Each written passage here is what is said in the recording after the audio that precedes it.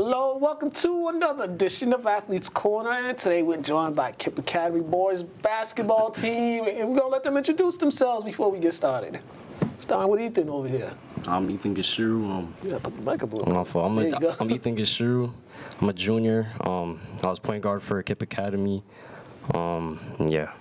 Go family. Let's go around that way. I'm Samuel Begwe. I'm a center for Kipp Academy. What year are you? What grade you in? I'm a freshman. My name is Noel Segura. I'm a point guard for Kipp, and I'm 2026. I'm Talib Lamina. I'm big guard for Kipp Academy Lynn, 2026. I'm Richard Maria, class of 2028. Junior and a freshman. Let's go. Go back to Ethan. Vixie Howard, senior. Ernest Bethencourt, senior. And my name is Moody Bay. I'm the head coach. Why do you have to add the big guard part? Oh, man. You a double guy? Coach, what's going on, man? You guys had a successful season, a long playoff run this year, but first of all, just when you sat back and reflected back on the season, what were some of your thoughts on what you guys accomplished this year? Yeah, I think the thing I'm most proud of is how resilient we were as a group. A lot of things didn't go our way, from our starting point guard breaking his leg in the middle of the season, and our goals never changed. Our goal from the start of the season to the end of the season was to win a state championship. And when Ethan went down, most teams have been like, it's our starting point guard. He was averaging about close to 17 points a game at the time, so it's like it's a big hit. Right. Most teams have been like, let's see if we can make the playoffs. Let's see if we can make a run. We still attack practice every day with the same mindset that we're the best team in D5, and the next man in line stepped up, and the team supported Ethan, and Ethan supported the team still, and I think that really spoke volumes of the team that we had, where it's like, hey, it doesn't matter what happened, what obstacle came our way, we're going full head of steam. Yeah, and then you had the playoff run this year, and I know one thing you always talk about is like getting multiple home games, and you were able to get that this year. Just how much of a difference did that make for you and you guys? Yeah, it made a huge difference. In practice, in playoffs, we're saying like, hey, this is the play that we're going to run the first game. This is the first play we're going to run of the game, and it's going to be right here on this hoop, on this court, so kids can start to understand spacing. We're talking about trapping zones. They understand that, hey, it's exactly at this volleyball line or this cuff mark. You really have that advantage, and you talk about your fans. We had a really good student body and fans that came out and made it uncomfortable for the other team, and yeah, I think that plays a really big advantage. And, it's a sense of pride, too. Kids want to put on for their family members, their teachers, their peers, and having a chance to play 3 more games, especially your senior year at home, that's huge. Vixie, how did last year's playoff loss, you guys losing early, how did that impact the way you guys prepared for the season and just the way you guys were ready to have a much longer run this year? It helped us think more critically, going into the season. We weren't going to come back with, some key players, so we knew we had to attack the game a different way in order to, succeed. And, we took on the defensive role that we couldn't last year. We just got better as a team. Everybody picked up a new role and just went with it. And then you kind of the latter part of the season picked up your offense, and helped everybody out. What changed for you offensively the last stretch of the season?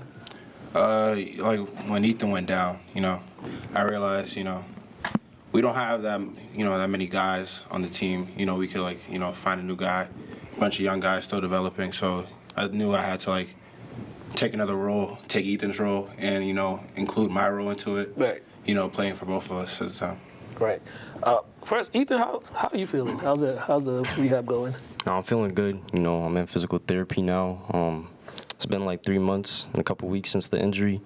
I'm feeling good though. Just been working, trying to get back to my full potential.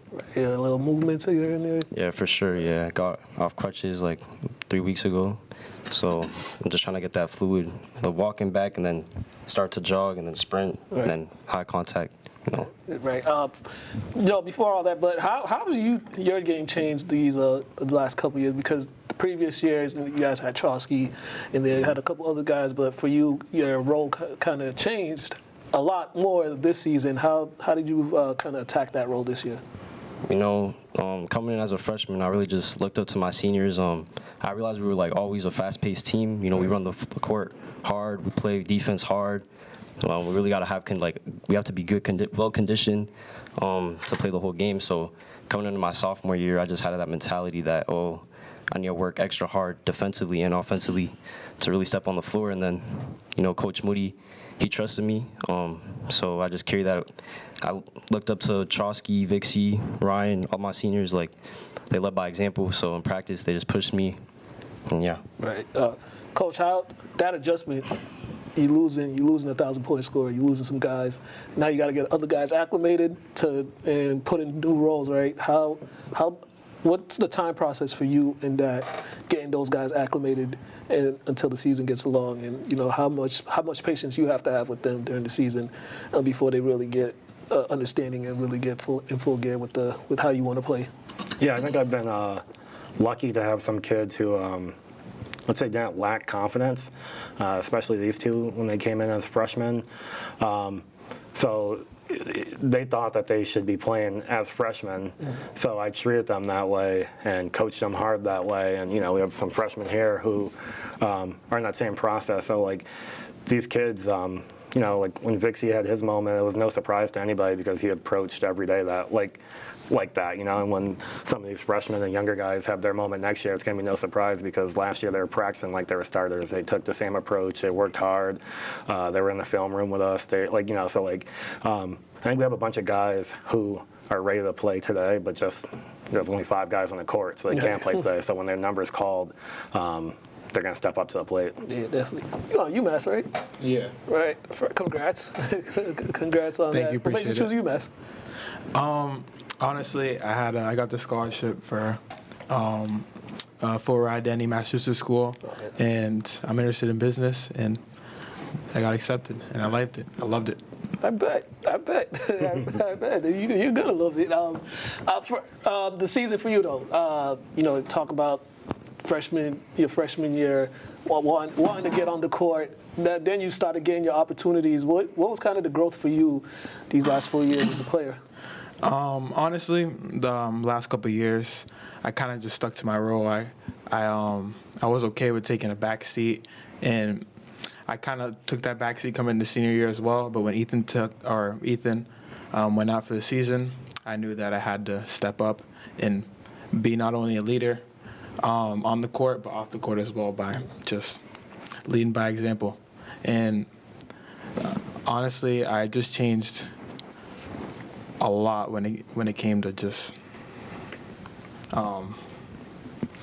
sorry about that. They put you defensive guy? They put you on the best guy? No, not that at all. Not that at all. Yeah, it's a running joke that I don't play defense, but I really do, and I don't know where that came from. But yeah, when Ethan went out, I stepped up and I took a bigger role. And honestly, I have only my teammates to thank for it and Coach Moody. Yeah, definitely that. For the younger guys, what's some of the examples that you guys have saw from your upperclassmen that's been helping you guys? I know some of you guys are playing in the spring league right now, you know, putting the work in. But what are some things that you guys are doing that you've seen from them that's helping you right now? To lead Vixie, Cito, and Ethan, they're always like working hard in practice and they always be full sprinting. I see Talib, he's a center, and he's still beating some of the point guards and the suicides. He always works hard. I look up to him. I'll go. Probably seeing like Ethan and Vixie work hard and like probably taking pride in everything I do, you know, on and off the court. Like I seen like how like most of the upperclassmen they always knew like not to give up no matter how hard like the path was, and I always seen like no matter how like tough times were, they always pushed it, so it just motivated me to push harder like as much as them. Wait.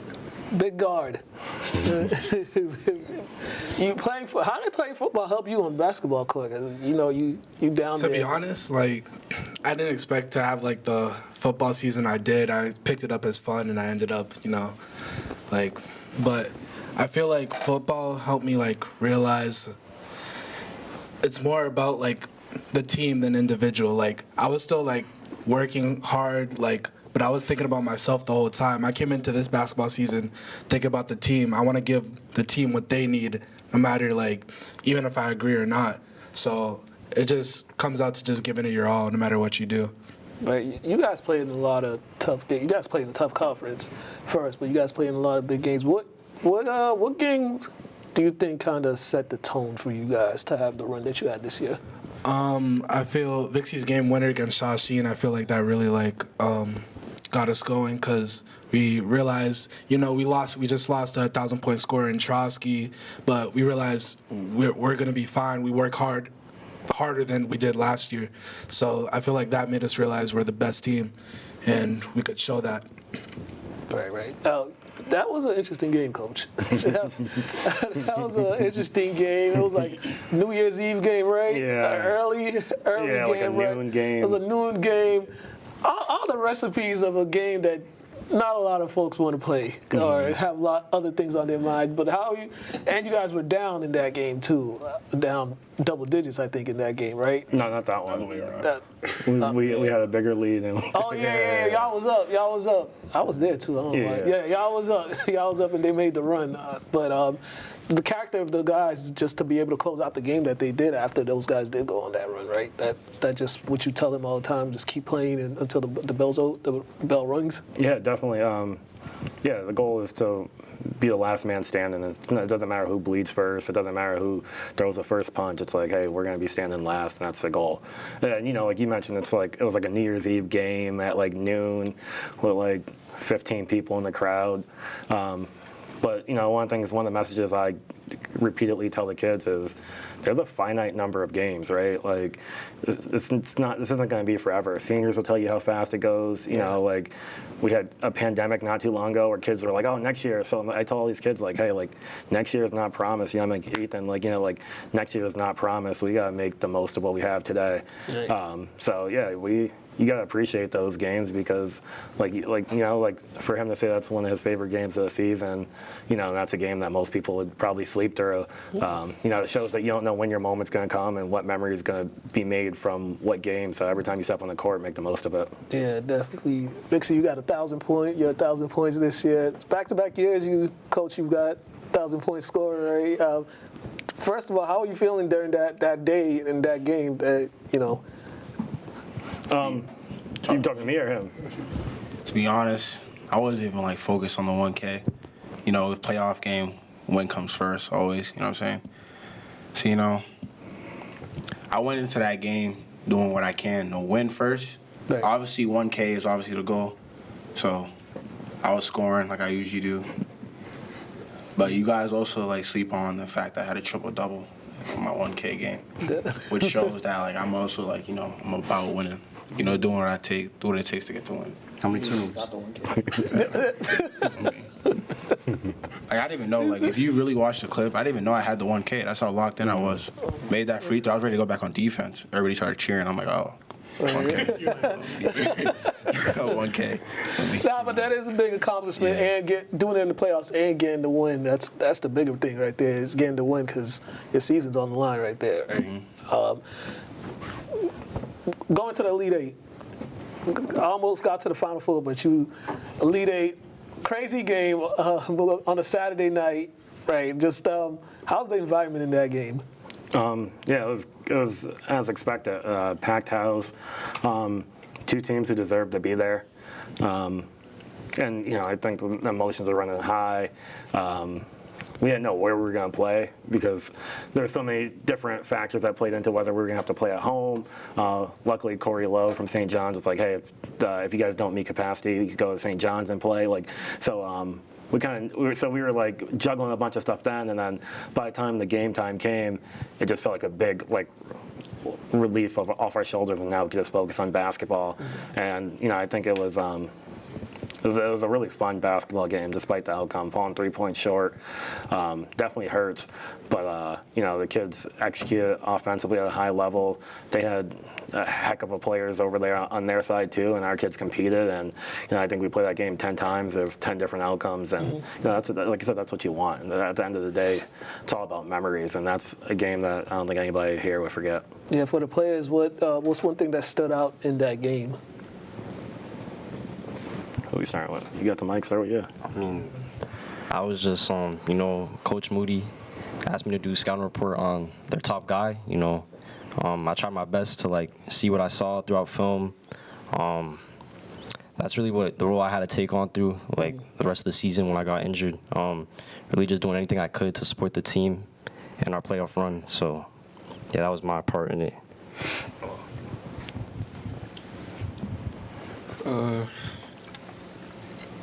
Forgot the question? No. What stood out to you in that game, in that game against Holbrook? I like the way we started off on defense, but I just feel like the other team, they adapted to us and they just recognized what we were doing with their star player, so they started moving the ball more. Something that stood out was the stands. It was really packed. It was probably the most packed we had the stands all season, and how well we responded, but how well the other team responded. So yeah. Like me and my boys, we've probably watched that game like 15 times, start to finish. I felt like that game showed us what we could have been. If we went to the Final Four, that game gave me the confidence that we'd be that we'd be ready. None of the other games gave me that confidence. So Yeah. I'd probably say being a younger guy and playing in that game, just the nerves that I was feeling, gaining that experience was good, and seeing how important it was to everybody on the court, including the coaches.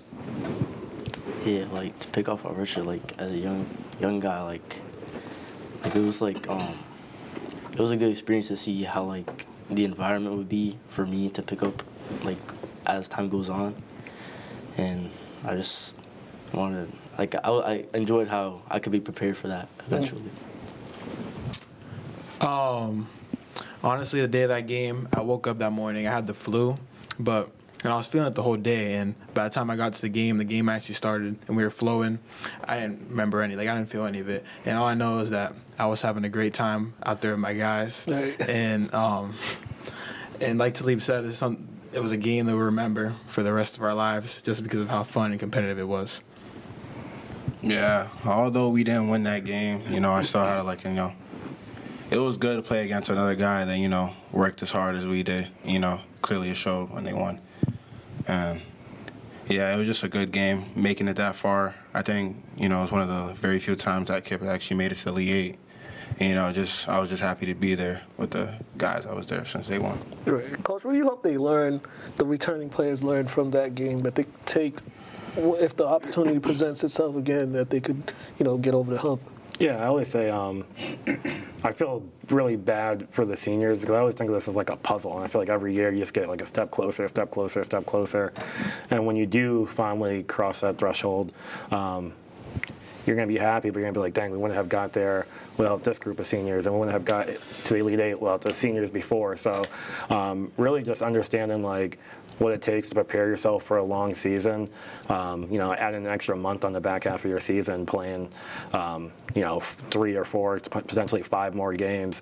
I think that shows like how well conditioned and prepared you have to be, and also like understanding in that moment like basketball, especially at the high school level. There's no surprises in that last game, right? If you knew that you weren't a good defensive team, it's just a matter of time till it gets exposed. If you knew that you couldn't rebound, a matter of time till it gets exposed and bites you. If you knew that you couldn't make foul shots, so realizing that, and I think that we realized that hey, we have to really find where the holes are in our boat and plug them before the boat sinks. It's just a matter of like how far do you get on that journey before it sinks. So so it starts now working on our weaknesses: left hand, right hand, shooting, all that stuff. So that by the time we're prepared, or by the time we're in the Elite Eight next year, we're ready for that moment. Yeah, definitely. Seniors, I mean, he's going UMass. What's next? Vixie, what's next for you? Still in the process? Still in the process, yeah. All right. Big guard, what's next for you? I'm going to Bentley University next year. Okay, major in business? Yeah. I'm going to Bucknell University. Oh, nice. Bucktown, Pennsylvania? Yeah.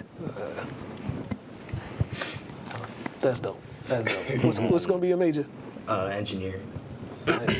And Joseph, our big man, he's not here right now, but He's going to Rice. he's going to Rice. Yeah, he's another one. He got a full ride scholarship, Oh, and right? Uzi, he's going to Air Force. Air Force. Oh, kudos to all of them. Kudos to everybody. All right. Before we get up out of here, plug y'all social medias, Instagram, Twitter, TikTok, whatever you want to plug in. That's your camera. YB_Vixie on IG.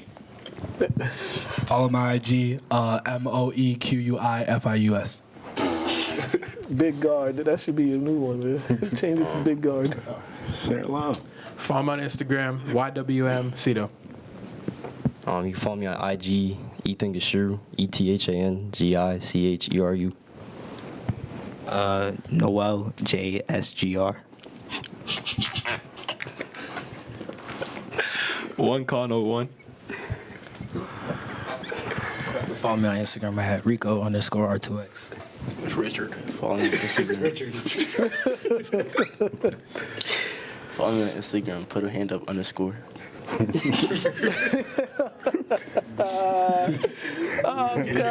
Oh yeah, you can get me on X, Coach Moody Bay. There you go. And follow their team page too. That's it, right? Yeah, you can get me that's on. the right one? You can get me on Twitter I think too. so. I'm gonna run it. Vixie Howard, senior mixtape on there. There you go.